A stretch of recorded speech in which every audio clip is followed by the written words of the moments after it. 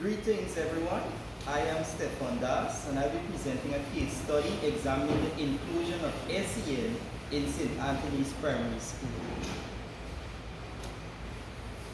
My presentation will take the outline of this here, where we will be looking at the findings from the actual case study that was carried out, the challenges that teachers face when teaching children with SEN, points for improvement or recommendation, tips for learning and teaching, highlights from the interview, and a reference. As it relates to the findings from the case study, upon interviews with teacher, it was observed that children from St. Anthony's, it is more prevalent that children from St. Anthony's show signs of mild learning disorders as well as ADHD being more prevalent. And so the focus of this study was on ADHD. Now, learners with ADHD are often reluctant to engage in activities that require prolonged effort. They are easily distracted and have difficulty organizing materials required for participating in learning tasks. The learners with the disorder are often disliked by their peers because of their aggression, impulsiveness, and inability to take responsibility for their action. And this was taken from SSS 2018, page 59. The challenges teachers face when teaching children with special educational needs. The first one, lack of essential resources. And this here is a sore issue, as would have stated by the teachers. The NSERT, which is our National Center for Research, they would normally, or they are supposed to be providing us with materials so that we can cater for these children within our classroom. But because of the distance and different challenges that might come up, we are not giving the materials or the necessary materials to deal with these children in our classroom. Lack of time.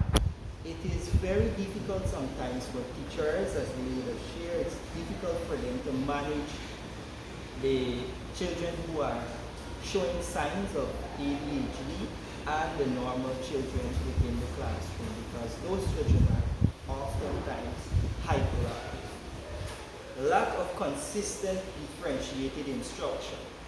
Most teachers would have shared that this is something that they would have been targeted in their methodology of teaching.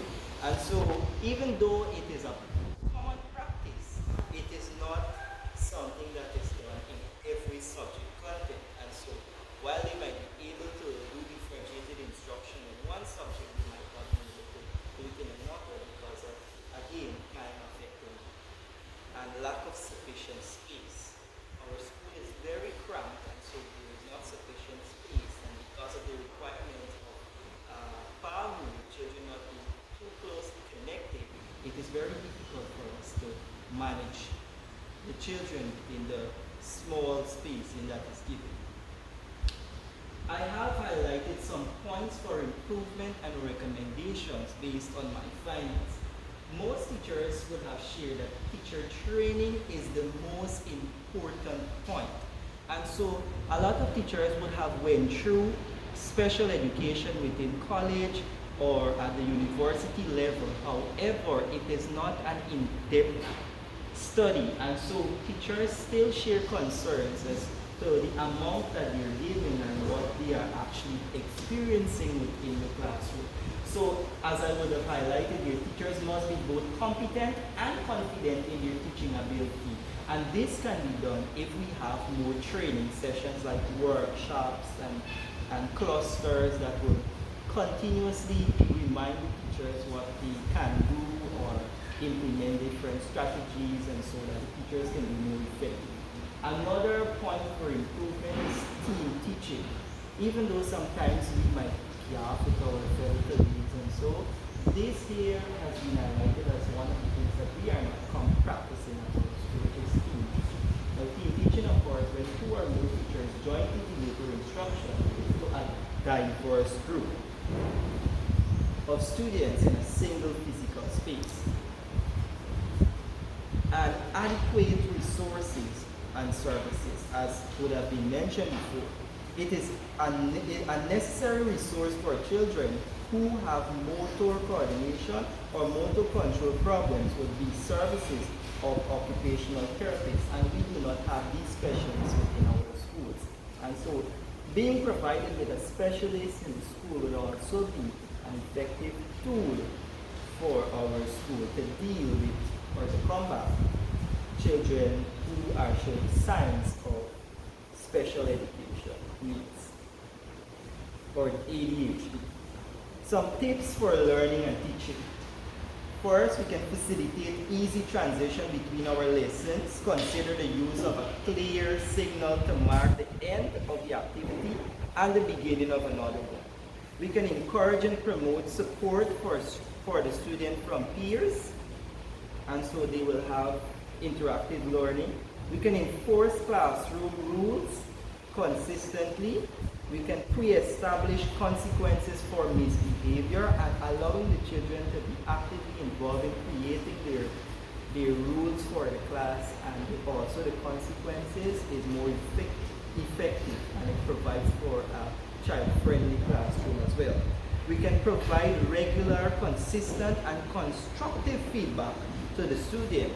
Reward them more than you punish them. And so giving a reward is a form of encouragement and motivation.